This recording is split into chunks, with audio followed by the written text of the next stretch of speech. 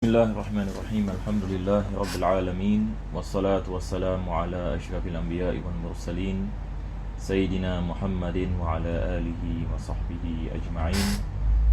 Alhamdulillah, para jemaah dirahmati Allah Subhanahu wa taala. Pertama dan utama sekali, kita memanjatkan kesyukuran kita kepada Allah dapat kita menyambung pengajian dalam kitab Fathul Qarib karangan Al-Imam Ibn Qasim Al-Ghazi. Dan kita berdoa kepada Allah Subhanahu wa taala pada hari yang bahagia ini, mudah-mudahan Allah menjadikan pengajian ini sebab pengampunan bagi segala dosa, dan Allah mengabulkan segala hajat dan menjadikan kita di antara hamba-hambanya yang bertakwa. Amin ya rabbal alamin. Pada minggu yang lepas kita sedang membicarakan berkenaan dengan iddah dan wanita-wanita dalam keadaan iddah, sama ada iddatul talaq ataupun iddatul wafa, dan apakah kewajipan-kewajipan yang diwajibkan ke atas mereka. Kita telah membicarakan iddatul wafa, maka diwajibkan wanita berada dalam keadaan iddah, dan diwajibkan ihdad. Juga kita membicarakan apa yang dimaksudkan dengan ihdad, apakah perkara yang diwajibkan dia meninggalkannya. Begitu juga kita membicarakan tentang kewajipan suami ke atas isteri dalam iddatul talaq, sama ada iddatul talaq dalam keadaan raja'iyah, yang mana dia boleh rujuk kembali kepada pernikahan, ataupun yang talaq yang bain, maka diwajibkan yang ini dia menyediakan tempat tinggal dan tidak dibolehkan bagi wanita untuk keluar daripada rumah. Dan kalau sekiranya dia hamil, maka diwajibkan nafkah. Begitu juga dengan talaq ini raj'i, maka diwajibkan suami yang ini memberikan nafkah. Dan ini adalah daripada perkara yang kita membicarakan ini pada minggu yang lepas. Jadi insya-Allah kita akan terus ini masuk kepada bab ini yang seterusnya. Kalau kita lihat ini dalam kitab ini Fathul Qarib, penulis ini mengatakan faslun fil istibra. Jadi sekarang ini kita akan kembali ini kepada kitab, dan kepada jemaah sekalian yang mengikuti kitab Fathul Qarib ini ada terjemahannya ya. Dulu bila saya mengadakan di Masjid Khalid, kita ada beli, jemaah ada mengikuti, dan jemaah ada beli kitab tersebut. Jadi kitab ini, terjemahan ini boleh kita mendapatinya. Cuma disebabkan saya ada PDF bahasa Arabnya, lebih mudah saya meletakkan PDF ni bahasa Arab di sini sahaja, tanpa yang ini terjemahan. Tapi para jemaah boleh rujuk kepada terjemahan kalau sekiranya antum ada, itu lebih memudahkan insya-Allah. Sekarang ini kita lihat ini kepada apa disebutkan oleh penulis di sini ya.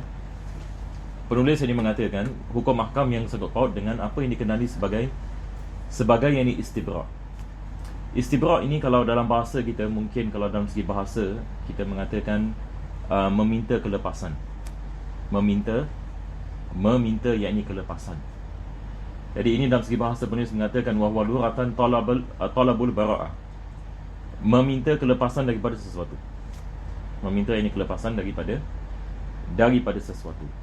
Sebab bila dalam bahasa Arab kita perkataan bari, maksudnya dia bebas, ataupun yakni dia innocent, dia tidak bersalah. Tapi apa yang penting adalah makna dalam segi syarak. Penulis mengatakan wa syara'an tarabbusul mar'ati. Jadi dia seperti iddah, tarabbus yakni dia dalam keadaan yang mana dia harus berada dalam suatu keadaan untuk melepaskan ini dirinya daripada keadaan sesuatu ini keadaan. Jadi dia adalah keadaan tarabbusul mar'ati bisababi hudusil milk, disebabkan berlakunya pembelian hamba. Dan hamba yang dimaksudkan di sini adalah hamba wanita. Jadi misalnya adalah begini ya. Kalau kita ada hamba, misalnya kita bayangkan kita hidup dalam zaman yang ada hamba. Tentu sekali zaman yang kita tinggal hari ini tidak ada hamba sama sekali. Mungkin ada orang biasa kalau belajar ini bab seperti ini, mungkin ada yang tertanya kenapa kita belajar ini sebagainya. Sebab kita faham ini bagaimana Islam, hukum ahkam Islam yang meluas sekali, sehingga kan membicarakan tentang hukum ahkam kehambaan dengan terperinci. Dan selain Islam tidak ada. Maka Islam ini meraihkan dan menjaga hak kehambaan. Maka di sini penulis ini mengatakan, kalau sekiranya berlaku pembelian hamba, yakni misalnya kita pergi ke pasar dan kita beli hamba perempuan, ini yang dimasukkan hudusul milk. Sekarang kita nak memiliki hamba perempuan ini, maka diwajibkan istibra. Apa maksudnya? Kita apabila membeli hamba perempuan, ada kemungkinan dia hamil. Ada kemungkinan dia hamil, kita tidak mengetahui. Jadi untuk memastikan sama ada dia hamil ataupun dia tidak hamil, maka kita melakukan apa yang dikenali sebagai istibra', iaitu kita membiarkan wanita ini selama 1 bulan kalau sekiranya dia tidak ada haid, dan ataupun yakni satu kali haid kalau sekiranya dia ada haid, untuk memastikan rahimnya tidak ada anak sebelum yakni kita memilikinya. Jadi penulis ini yang dimaksudkan definisi di sini, hudusil milki fiha au zawalihi. Jadi keadaan yang pertama adalah apabila kita memiliki. Keadaan yang kedua apabila tidak dimiliki lagi.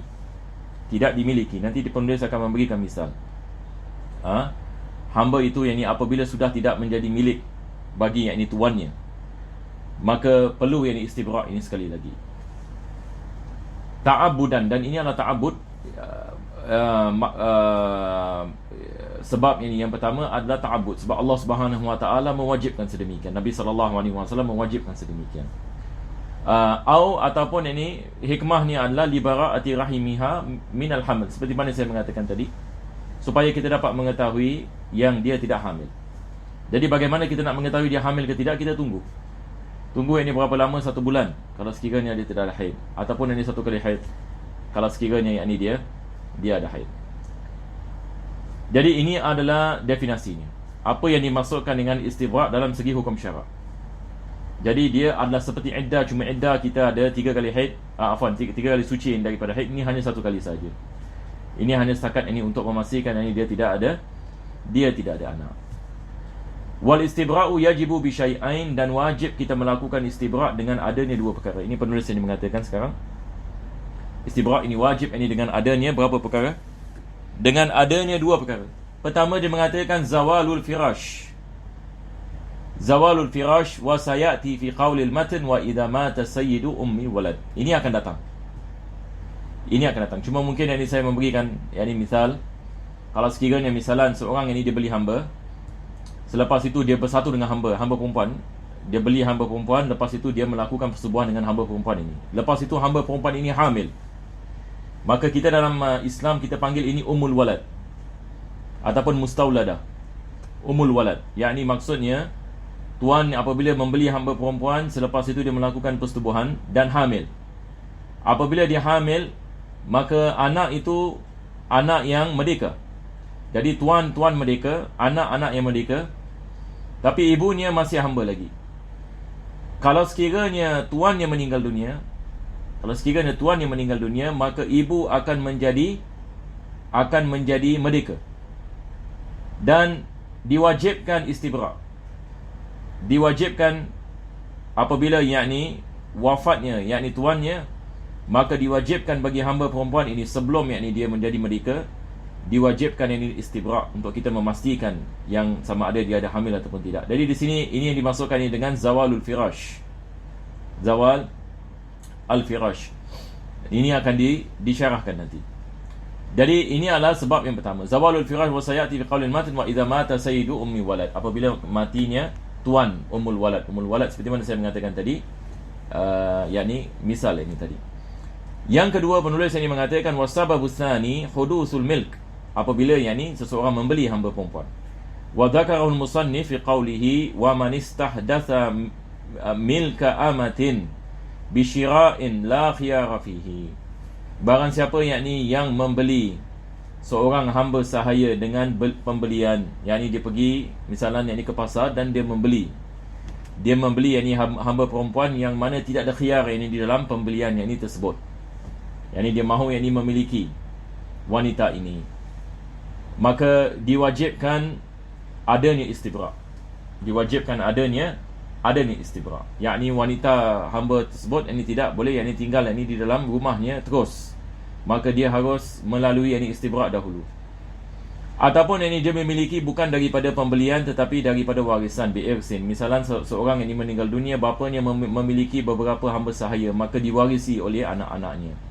Ataupun wasiat, berdasarkan dengan wasiat diberikan kepada kepada seseorang, ataupun hibah, diberikan ini secara hibah, ataupun selain daripada itu, daripada min turuqil milki laha, apa-apa saja jenis cara yang mana seseorang itu mendapat miliki. Jadi sekarang ini maksudnya penulis ini sekarang sama ada kita membeli hamba sahaya ataupun kita diberi ataupun kita mewarisinya, maka semua keadaan yang mana kita memilikinya diwajibkan istibra'. Diwajibkan istibra'. Walam takun zaujatahu, dan dengan syarat yakni wanita itu bukan yakni isterinya. Wanita itu yakni bukan yakni isterinya. Maka hukum mahkam ini bagi seseorang itu yang baru memiliki seorang yakni hamba perempuan, haruma alaihi inda iradati watiha al-istimta'u biha. Maka diharamkan yakni dia melakukan persetubuhan yakni dengan hamba perempuan itu setelah yakni dia memilikinya, hatta yastabri'aha, sehingga yakni dia melalui apa yang kita mengatakan yakni istibra'. Jadi dia mengatakan in kanat min zawatil haid, kalau sekiranya wanita hamba itu dia ada haid, maka zaman bagi dia melakukan istibra' adalah dengan satu kali haid, bi haidatin, walau kanat bikran, walaupun yakni dia adalah perawan, yakni bikr, yakni belum lagi pernah yakni melakukan apa-apa jenis persetubuhan. Walau istabra'aha ba'i'uha qabla bai'iha, dan yakni orang yang membeli ini wajib ini untuk melalui proses ini istibra' apabila dia membeli hamba sahaya perempuan itu, walau kanat muntaqilatan min sabiyin aw imra'atin, walaupun yakni dia membeli wanita itu daripada budak kecil, yakni daripada wali bagi budak kecil, ini sebagai misal seperti mana disebutkan di Imam Baijuri misalan, sebab jual beli budak-budak yang kecil tidak sah. Tapi yang maksudkan di sini adalah kalau kita beli daripada walinya.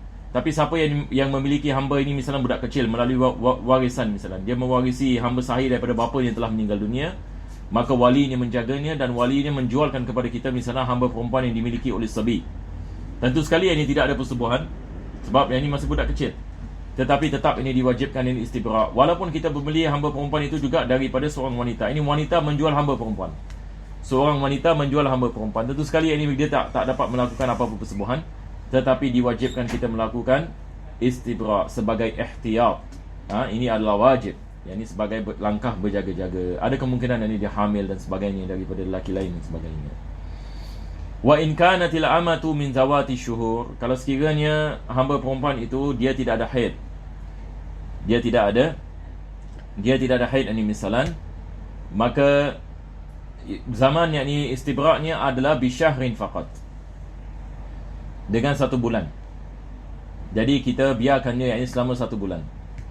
Tidak dibolehkan yakni bagi tuan yakni untuk melakukan apa-apa persetubuhan yakni terhadapnya. Jadi kita lihat ini selama 1 bulan.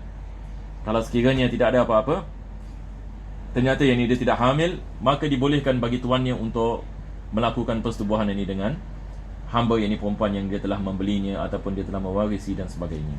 Wa in kanat min zawatil hamli fa'iddatuha bil wad'i, kalau sekiranya hamba perempuan itu dalam keadaan hamil, maka habis zaman ini istibra' apabila dia melahirkan anak. Jadi ini sikit lebih kurang ini seperti iddah, seperti yang ini iddatut talaq. Cuma zaman yang ini berbeza berkenaan dengan iddatut talaq. Ini kita mengatakan yang ini 3 bulan, tapi ini adalah 1 bulan. Kalau bagi hamba iddah talaqnya adalah 1 tahun, 1 bulan setengah ya. Digalakkan ini 2 bulan.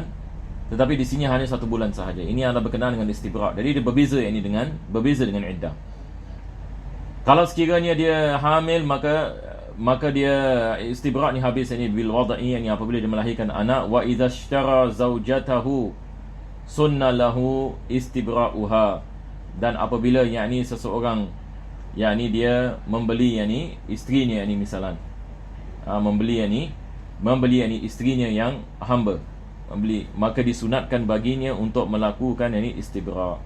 Disunatkan sahaja, tidak yakni diwajibkan, yakni sebab yakni wanita tersebut adalah yakni isterinya sendiri. Wa ammal amatul muzawwajah, manakala kalau seorang itu membeli seorang hamba perempuan yang sudah berkahwin, Sekarang yang ni situasinya agak berbeza sedikit. Kalau sekiranya seseorang itu dia membeli yang ni seorang hamba perempuan, dan hamba perempuan ini sudah berkahwin. Hamba perempuan ini sudah yang ni berkahwin. Ini adalah keadaan yang ni yang pertama. Ataupun al-mu'taddah, ataupun yang ni dia dalam yang ni keadaan iddah. Iza ishtaraha syakhsun fala yajibu, maka keadaan yang dia mengatakan tidak diwajibkan istibra'uha halan. Fa idza zalat az-zawjiyatu wal 'iddatu ka'an tuliqatil amatu qabla ad-dukhul aw ba'dahu in qadatil 'iddatu wajib al-istibra'u hina idzin. Jadi kita lihat ini penulis ini sekarang dia membicarakan yakni tentang dua keadaan. Keadaan yang ni yang pertama adalah wanita yakni yang sudah yakni berkahwin. Yakni dia membeli yakni wanita yang sudah berkahwin. Maka tidak diwajibkan istibra'. Ini adalah keadaan yang pertama. Yang kedua adalah dia sedang yakni membeli wanita yang sedang yakni berada dalam keadaan iddah. Yakni setelah ini diceraikan misalnya yakni oleh suaminya. Maka dia berada dalam keadaan iddah, maka tidak diwajibkan yakni dia melakukan istibra' ini pada ketika itu. Fa idza zalatiz zawjiyah, tetapi kalau sekiranya sudah yakni wanita itu sudah ini tidak lagi berkahwin lagi, ataupun bukan dalam keadaan iddah, dan dia memberikan misal seperti apa, dia diceraikan, wanita hamba sahaya itu diceraikan sebelum yakni persetubuhan. Dan ini kita mengetahui sebelum yakni persetubuhan yakni dia tidak ada iddah yakni baginya. Betul ke tidak? Seorang wanita yakni setelah diceraikan tanpa persetubuhan tidak ada iddah yakni baginya. Dalam keadaan seperti ini diwajibkan istibra' kalau sekiranya seorang itu memilikinya dalam keadaan sedemikian. Ataupun yakni selepas itu, yakni selepas berlaku persetubuhan dan telah habis iddahnya. Yakni misalan seorang yakni dia menceraikan isterinya yang hamba sahaya ini, dan isteri tersebut dalam keadaan iddah. Kalau dia dalam keadaan iddah, tidak diwajibkan istibra' dalam keadaan seperti itu. Tapi kalau dia dah habis iddah dan kita membelinya misalan, maka diwajibkan yakni istibra'. Diwajibkan yakni wanita hamba itu melalui yakni istibra'. Kenapa yang ini tidak diwajibkan istibra' kalau dia dalam keadaan iddah? Sebab ini iddah itu sendiri apa kita mengatakan adalah daripada jenis yang istibra'. Begitu juga kalau sekiranya seseorang itu dalam keadaan isteri yang ini orang ini misalnya, dalam keadaan ini isteri orang, maka ini tidak diwajibkan ini istibra'. Yang ini sebab ini dia adalah isteri yang ini bagi yang ini seseorang. Kalau sekiranya dia hamil yang ini misalnya, kita mengetahui nasabnya ini kembali yang ini kepada siapa. Sekarang ini penulis ini membicarakan tentang apa yang dimaksudkan dengan umul walad. Ini tadi saya membicarakan ini dengan ringkas ya. Jadi sekali lagi saya ulang ya, kita ada istilah namanya umul walad. Penulis ini mengatakan wa idza mata sayyidu ummil walad. Sayyid ummil walad, yakni seorang tuan ini misalnya dia memiliki hamba sahaya dan dia melakukan persetubuhan dengan hamba sahaya ini dan dia hamil. Wanita hamba sahaya ini hamil, maka dia dikirakan sebagai ummul walad. Dia dikirakan sebagai ummul walad. Jadi keadaannya penulis mengatakan di sini adalah kalau tuan itu meninggal dunia. Sekarang dia sudah melakukan persetubuhan dengan hamba sahaya perempuan, selepas itu dia hamil dan dia melahirkan anak misalan. Maka sekarang wanita ini boleh menjadi merdeka dengan kematian tuannya. Dan tuannya mati. Dia mengatakan meninggal dunia tuannya, walaisat fi zawjiyatin, dan dia tidak ada ikatan dengan mana-mana, dia bukan yakni isteri orang. Dia bukan yakni berkahwin dengan sesiapa, dan bukan yakni dalam keadaan iddah. Maka diwajibkan istibra' ke atasnya. Diwajibkan istibra' yakni ke atasnya setelah kematian tuannya.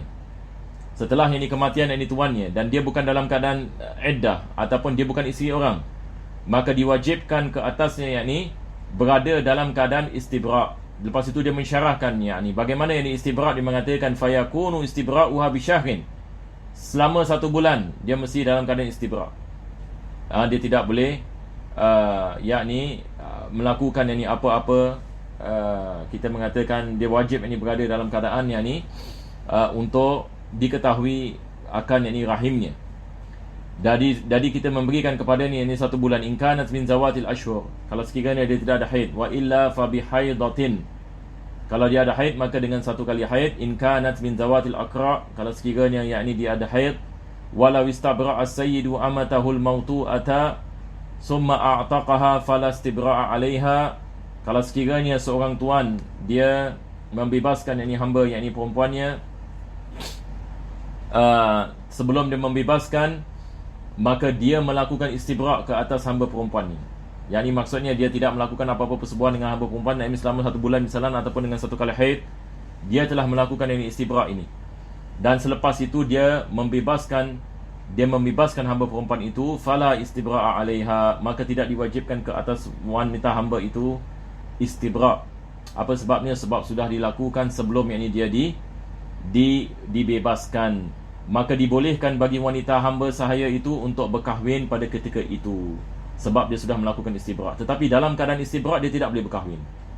Dia tidak boleh berkahwin. Yakni misalan Ummul Walad, ini misal bagi Ummul Walad tadi, setelah kematian suaminya, dia masuk, bukan suaminya, tuannya, maka dia masuk dalam keadaan istibra'. Jadi kena tunggu 1 bulan ataupun 1 kali haid, maka selepas itu baru dia boleh kahwin.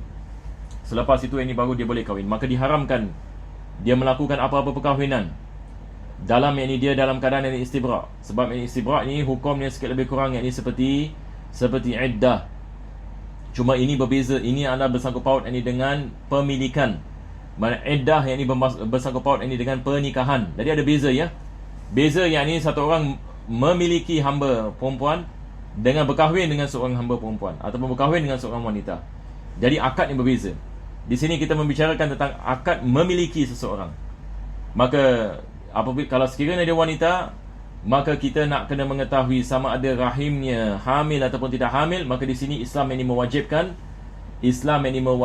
istibra'. Jadi hukum istibra' ini adalah salah satu daripada hukum ini dalam agama kita berkenaan dengan membeli ataupun membebaskan hamba, ataupun yang ni apabila tuan yang ni hamba yang ni meninggal dunia dan sebagainya.